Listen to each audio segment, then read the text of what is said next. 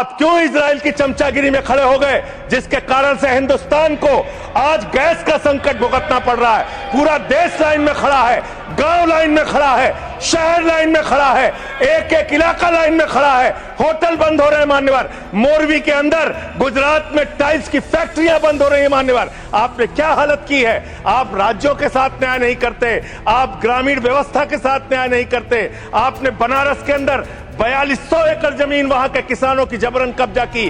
2013 का जो अधिकरण का नियम है, वो नियम आपने लागू नहीं किया। वहां लाठियों से किसानों को पीट के प्रधानमंत्री के संसदीय क्षेत्र में जमीनें कब्जा करने का काम आपने किया। जो पंजाब पूरे देश का पीडीएस सिस्टम चलाता है, 50% भागीदारी पंजाब के किसानों की होती है। आपने पंजाब के रूरल डेवलपमेंट का 8000 करोड़ रुपए मार के बैठे हुए। आप बताइए क्यों आपने पंजाब का हिस्सा नहीं दिया, क्यों आप वहां के साथ सौतेला व्यवहार कर रहे हैं। बताइए इस देश को और पंजाब के लोगों को। वहां पर बाढ़ आई, आप भी गए थे मंत्री जी वहां पे दुख जताने के लिए। आपने वहां की भयावह परिस्थितियों को देखा था, बावजूद इसके 1600 करोड़ रुपए की मदद आपने घोषित की थी। 16 पैसे आपने पंजाब को नहीं दिए, 16 पैसे।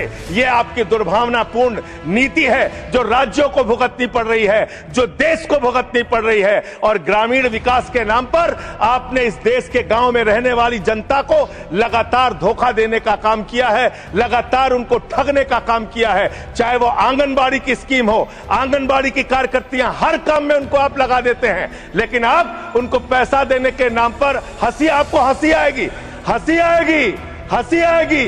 आंगनबाड़ी की योजना गांव में ही चलती है, गांव में ही चलती है, हंसी आएगी आपको। मान्यवर, मैं अंत में एक ही बात कहना चाहता हूं। मंत्री जी ने कहा भागिएगा नहीं, मैं बिल्कुल बैठ के आपकी एक एक बात को सुनूंगा। मंत्री जी, ध्यान से सुनूंगा।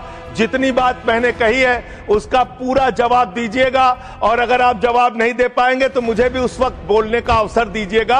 आप ही अकेले बोलने का अधिकार रखते हैं, ऐसा नहीं होना चाहिए। और दूसरी बात मान्यवर, दूसरी बात, भगौड़ा इस समय कौन है पूरा देश जान रहा है। भगौड़ों के बारे में मत कहिए।